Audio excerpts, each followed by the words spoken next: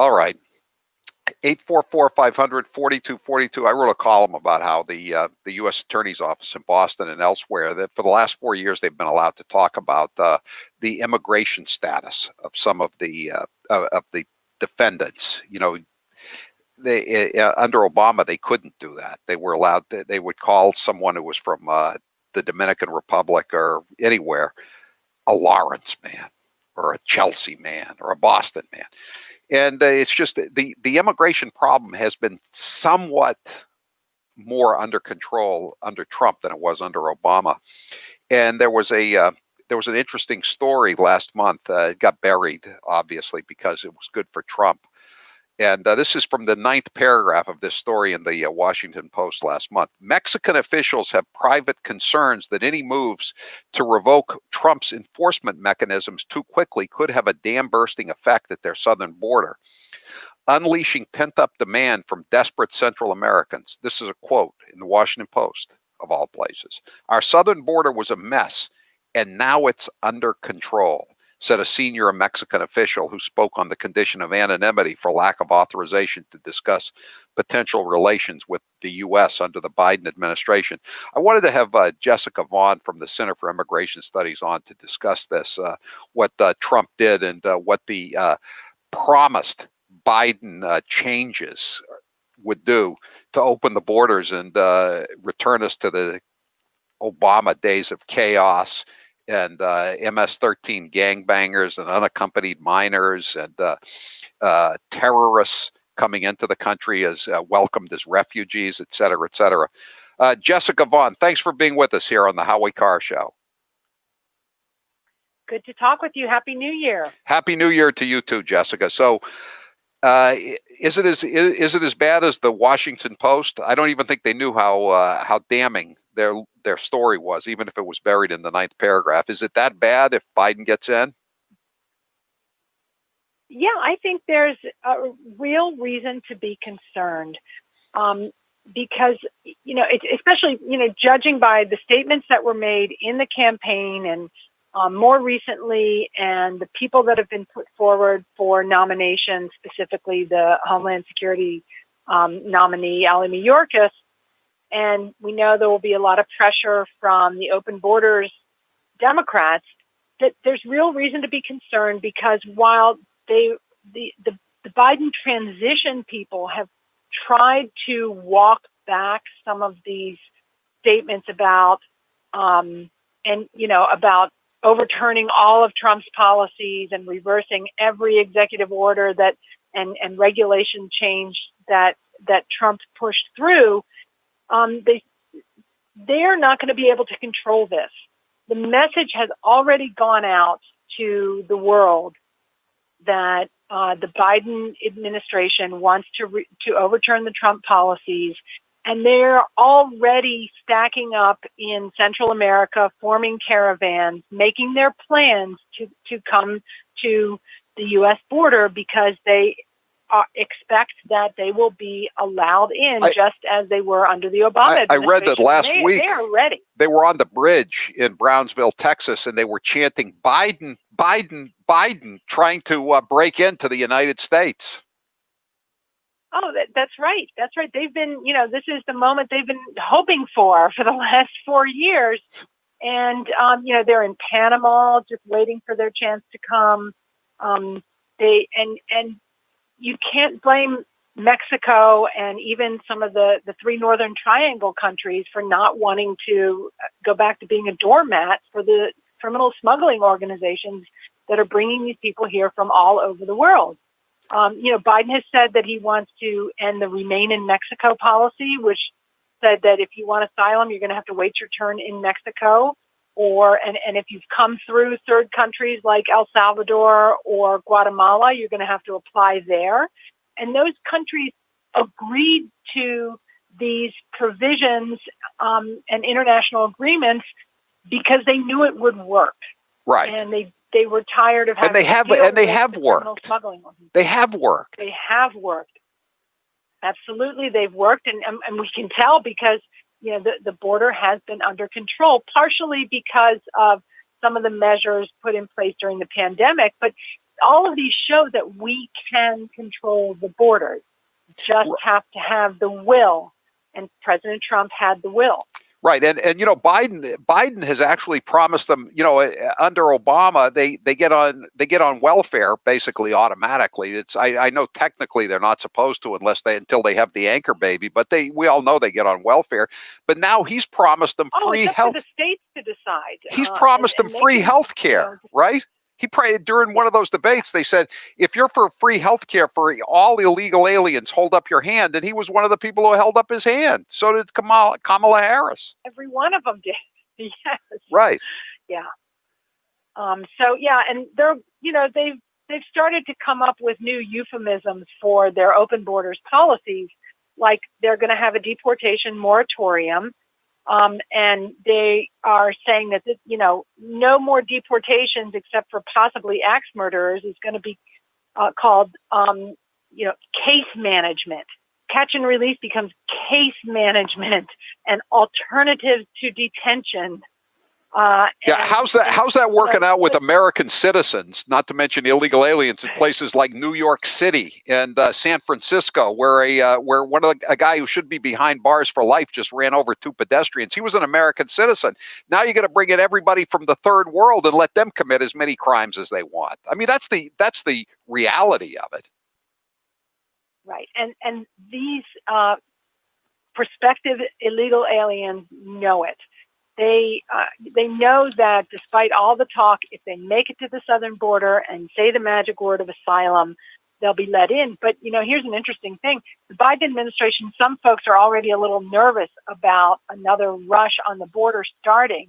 So they're making plans to instead of, what they hope will divert some of these people, is they're going to set up what they call in-country refugee processing centers in Central America, so that instead of making this trek to Mexico and paying a coyote, you can go to the U.S. government facility in Central America and apply directly, and then you get a free flight to the U.S., and that takes all the pressure off the border, they think. But why would you, Jessica, I know this is a rhetorical question, but I feel I have to ask it.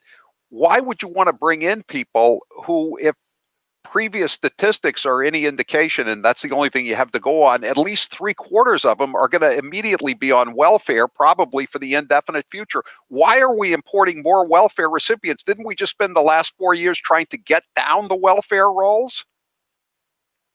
Absolutely.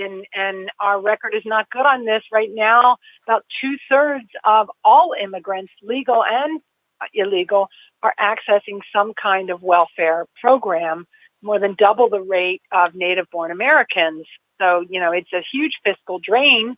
We know what's going to happen, but I don't think they're concerned about that if they eventually get to vote, because they know who they will be voting for, and it will be the people that allowed them to come, which would be the Democrats. I would make the argument, too. What it boils down to is it's all about those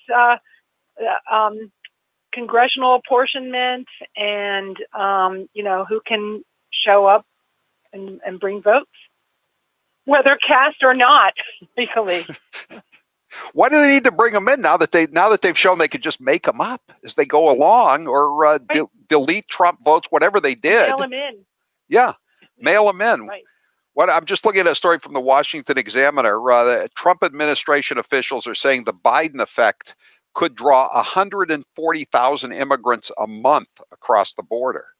140,000 a month. And again, at least 2/3 are on welfare. And even the ones who want to work are going to be going into the workforce at the lowest paying jobs. So here you have the lowest unemployment rate until the panic began among blacks and Hispanics and women since they've started keeping statistics on unemployment. So what's that going to do to the unemployment at the lower levels of the economic ladder? It's going to increase American unemployment again, isn't it? Yes, and it's also going to depress the wages of those who are still working, because and we've seen this happen. It's been demonstrated through very reputable academic studies that when you have, and it's simple supply and demand, when you have a huge influx of people willing to work for less. It drives down the wages of others who are in that same bracket for jobs. And these are the people, Americans, who are struggling the most right now. And Trump's policies have really benefited them. Again, we've seen it. It's, we now have proof that this works, that a tight labor market driven by restricted immigration does benefit Right. Americans, especially those who don't have a high school degree. And they're not only going to be on unemployment, they will be pushed out of the labor market permanently, some of them. It does lasting damage, unfortunately, when we have unrestricted immigration. And my understanding, too, is that COVID-19 is worse in Mexico and the Central American countries than it is in the United States. So why are we importing people that are more likely to get sick at the same time that we're requiring Americans to not work, be locked down, get vaccines, et cetera, et cetera? Well, come on, they're going to take their temperature at the border, I'm sure. That's about it. It doesn't make any sense, and the people who will end up covering the cost of this are taxpayers and bearing the brunt. We all get told to wear masks and stay home, but the border can be open. Yeah, it makes no sense. It doesn't make any sense at all. It's not logical, but it suits their ideology. And their long-term and their short-term and their long-term goals. It's just it's really right. terrible. And their long-term goal of permanently staying in office. Yeah. Until the rare times where voters are able to elect leaders that will do something about it. Because to be honest, there have been many establishment Republicans who have pursued very similar policies, but with different gimmicks. Like they'll call it a guest worker program instead of illegal workers. But yeah, I just got a text. I just got a text, Jessica Vaughn. I'm a landlord in Waltham, and I'm already getting calls from people who are looking for units for their relatives who are coming up from Guatemala. I guess the first question is probably, do you take Section 8? I'm guessing they're not paying full market rate for their units for their Guatemalan illegal aliens that are coming over the border. Good Lord. No, they get the anti-Zatuni rate. Anti-Zatuni, and for those of you who are new listeners, that was Barack Obama's aunt, who was an illegal alien living in public housing in Boston, and very proud of it. It admitted it. It's on TV, and said God wanted her to be living on welfare in a country she didn't belong in. Jessica Vaughn from the Center for Immigration Studies. Where can people go to read more on your organization, about your studies? Everything we publish, including the studies that you referred to about what's going on with the caravans and so on, is at CIS.org. CIS.org. Thank you, Jessica Vaughn, for being with us. We appreciate it, even though the news is rather bleak. We're all looking for ways to save money, right? Especially now. So let me ask you this. How would you like to keep an extra $961 a year in your pocket? That's how much Gabi customers save per year on average on their home and car insurance. That's why when I was shopping for insurance recently, I used Gabi. This is the time of year when we go shopping for insurance. Well, Gabi takes the pain out of shopping for insurance by giving you an apples-to-apples comparison of your current coverage with 40 of the top insurance providers, including Progressive, Nationwide, and Travelers.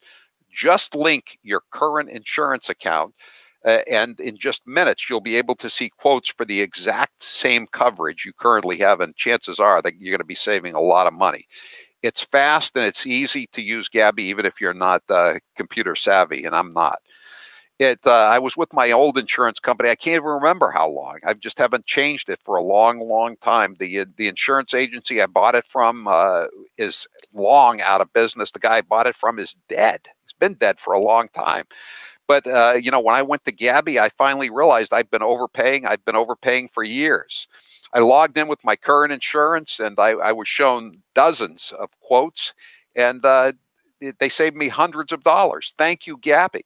As I mentioned earlier, Gabby customers on average save $961. I bet that would be nice to have in your pocket every year.